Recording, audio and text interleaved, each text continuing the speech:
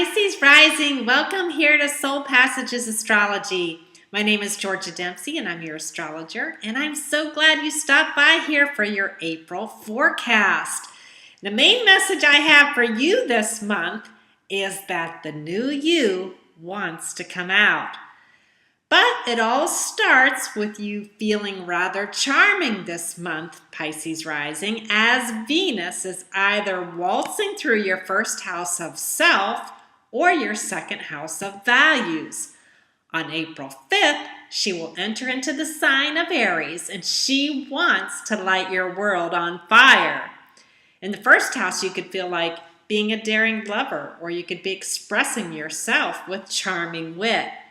Since the first house rules the body, you might also be undertaking some boot camp fitness program to slim down your physique. If this planet of attraction happens to fall in your second house, you could be happily surprised when something you value lands resoundingly on your plate. You could also be feeling a lot of passion and chasing after your heart's desire. Raises and promotions are possible, or you could simply be feeling good about yourself. At the same time that this is going on, Mercury will enter Taurus. Practical matters will likely be on your mind. If your third house is influenced by this transit, expect to be busily handling the details of your life.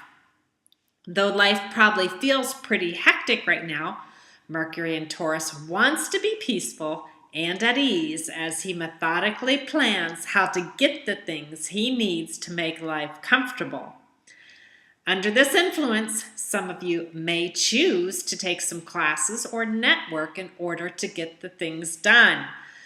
Learning is likely to progress in a step-by-step fashion.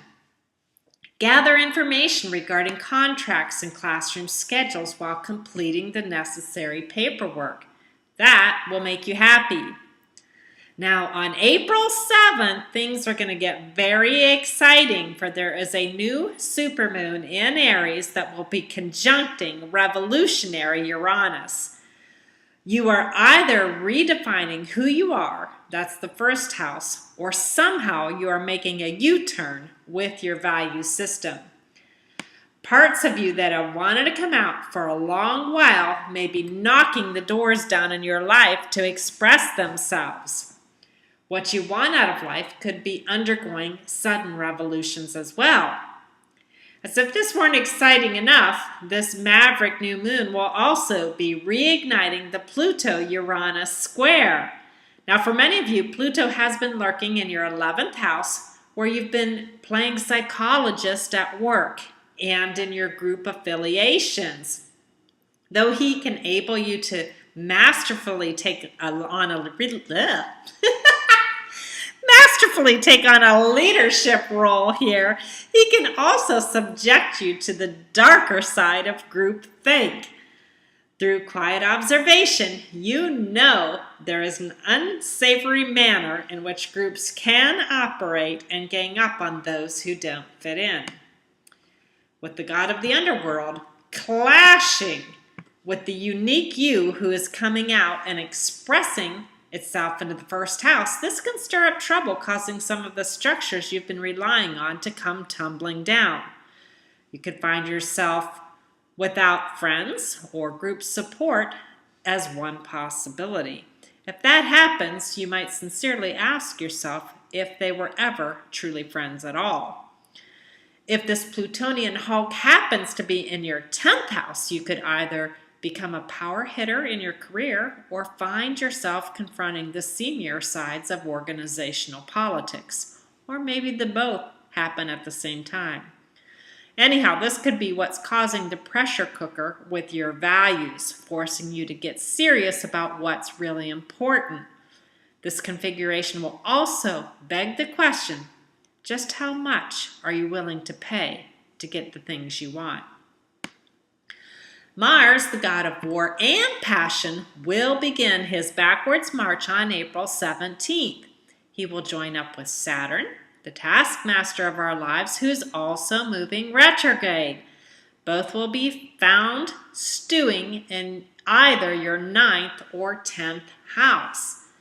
If it's your 9th house that's being graced by these two planets, you're probably questioning your life path right now. Wondering if what you're doing at work is what you are meant to be doing in the world. You're trying to roll out your new life path destiny, either through hard work, going back to school, or somehow expanding your mind. And yet you feel blocked in your endeavors. Consequently, you are cogitating on what you need to do to be who you are meant to be. Now, with this influence in your 10th house, you're striving hard to achieve career goals, and yet you keep hitting roadblocks, delays, and other frustrations along the way.